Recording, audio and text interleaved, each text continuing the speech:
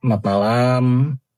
Sebelumnya saya minta maaf kepada pihak-pihak yang terkait terhadap masalah ini. Kenapa sampai saat ini saya baru bisa buka suara? Karena nama saya sudah disebut.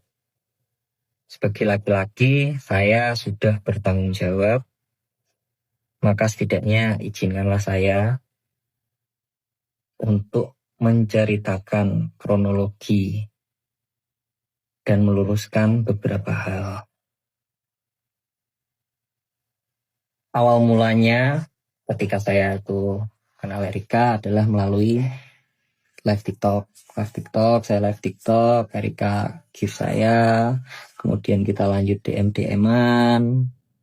Setelah lanjut DM-DM-an, itu lama, kita lost kontak lagi.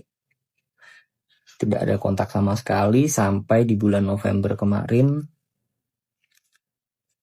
saya dan Erika janjian untuk main biliar. Main biliar di Cubic Biliar Senji. Cubic ya, itu mungkin Cubic ya. Pokoknya yang biliar di Senji. Di sana kita minum-minum.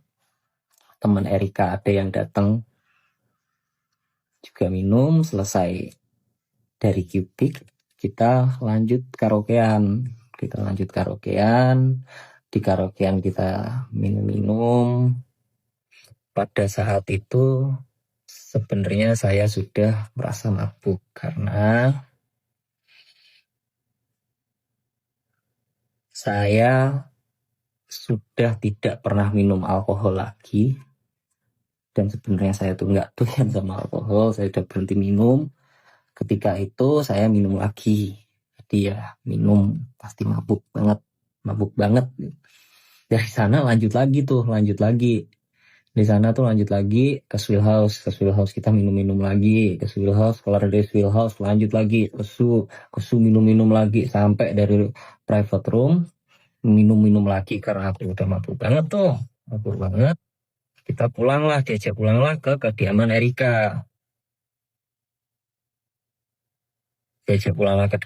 Erika. Dibilang jangan pulang, kan mabuk, di sini aja. Oke. Besokannya saya kan punya job di Batam. Keesokan harinya saya berangkat ke Batam. Pada saat itu kita masih intens, catatan kita masih intens, kita masih video call bareng gitu kan, Tiba-tiba Erika ini samperin aku, saya tidak tahu. Tiba-tiba Erika itu samperin aku udah sampai di Batam. Akhirnya nemenin saya perform, minum juga. Selesai perform itu minum juga. Pulang bareng. Esokan paginya saya berangkat ke Batu Raja. Kok Batu Raja ya? Mana ya? Jambi. Esokan harinya saya berangkat ke Jambi. Erika pulang ke Jakarta. Kita flight berbeda.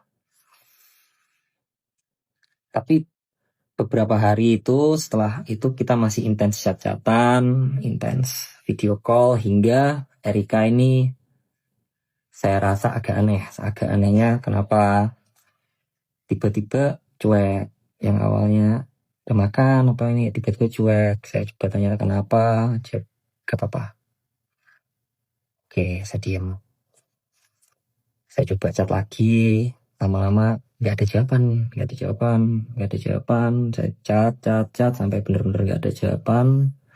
Akhirnya aku chat panjang, kamu nih kenapa sih sebenarnya, ngomong, kalau ada apa-apa itu ngomong, coba jelasin ada apa. Di sana dia marah. Karena dia marah dengan alasan yang tidak jelas, menurut saya itu ya ini itu ada masalah apa sih, nggak jelas. Akhirnya saya cuma jawab dengan emot senyum. Ya sudah. Tiba-tiba setelah itu kita nggak ada kontak sama sekali di tanggal 30 Desember. Itu 1 hari sebelum saya main di Medan untuk acara New Year. Erika telepon. Pertama nanya, lagi apa? Oh, enggak lagi apa-apa. Kenapa? Aku hamil. Dia mengutarakan bahwa dia itu hamil. Pada saat itu karena saya juga syok dan saya masih ada pekerjaan, saya bilang, oke, kamu di rumah sakit mana? Saya akan datang. Tapi saya mau selesaikan perform besok dulu. Gak apa-apa kan? Gak apa-apa, oke. Di hari yang sama saya langsung telepon orang tua saya. Saya jelaskan, Pak, ini hamil. Terus orang tua saya memutuskan, ya sudah ayo berangkat ke sana. Oke. Singkat cerita, kita berangkat.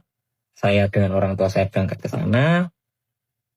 Orang tua saya menjelaskan kondisi saya seperti dalam podcast tersebut. Dan di sana Erika sudah berkata kepada orang tua saya bahwa dia bisa menerima kondisi saya. Kemudian orang tua saya ya bilang, ya sudah jalanin aja. Oke, akhirnya kita jalanin. Setelah kita jalanin, kita berantem. Pertama kali kita berantem adalah masalah charger. Masalah kabel charger, guys.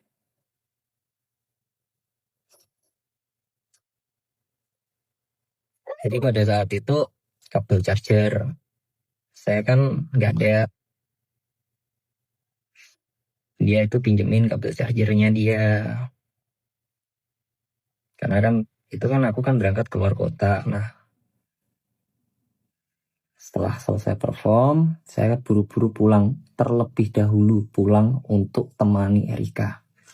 Karena saya tahu posisinya lagi hamil, saya selesai perform, saya ambil flight yang paling pagi untuk temanin Erika. Saya capek, masih apa.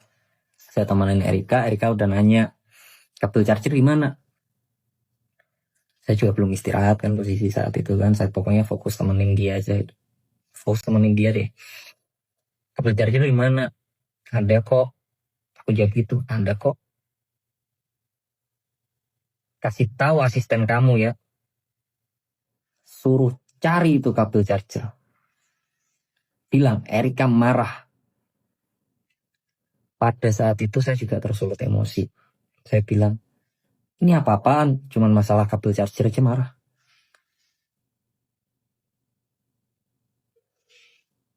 Selesai masalah itu, kita diem, akhirnya perbaikan lagi, jalan lagi. Setelah jalan lagi, pagi hari kita mau keluar bareng. Di pagi hari itu kita mau keluar bareng. Karena pada saat itu celana panjang saya itu semua lagi dicuci, saya bilang, apa aku pakai celana pendek aja ya? Yang agak saya shock pada saat itu, dia berkata kepada saya, kamu tahu nggak jalan sama siapa? Kok bisa-bisanya pakai celana pendek?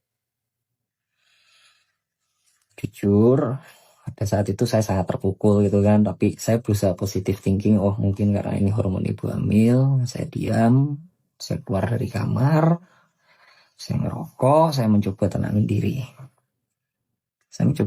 diri. Kemudian saya berusaha untuk masuk lagi ke kamar tersebut. Ternyata kamar tersebut itu dikunci. Padahal ingin saya itu untuk menyelesaikan gitu loh. Saya sudah nggak emosi, anggap ya udah deh gitu lah. Saya ketuk gak ada jawaban, saya chat gak ada jawaban. Oh ya sudah, tidak lama Orang cincin ini telepon. Orang cincinnya telepon. Bilang, "Kak, ini cincinnya udah selesai. Udah bisa diambil." Oh, oke. Cincin udah bisa diambil. Oke. Saya telepon teman-teman saya pada saat itu untuk antar saya ambil cincin. Untuk antar saya ambil cincin sama ngopi. Tapi saya chat Erika, saya bilang saya ambil cincin, saya ngopi dulu. Udah pulang dari sana setelah ambil cincin, saya berusaha masuk lagi, ternyata pintu udah dibuka. Tapi ini posisi teman saya sudah pada pulang ya, istilahnya teman saya itu cuma antar saya.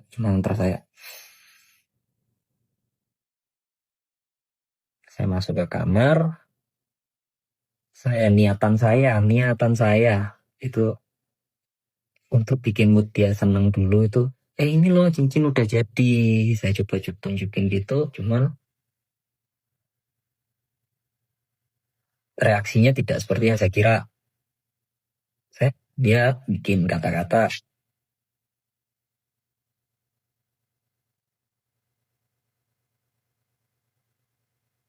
"Saya sepertinya tidak bisa melanjutkan hubungan ini. Udah, kamu diam aja.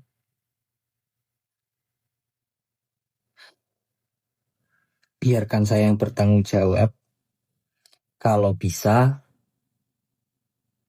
tidak usah ada orang yang tahu ini anak bapaknya siapa."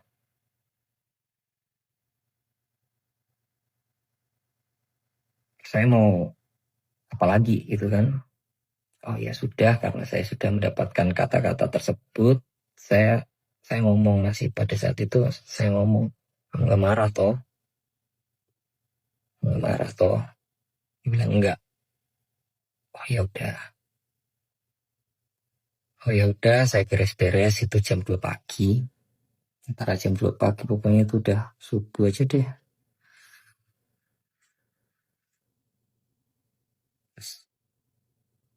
Saya telepon teman saya.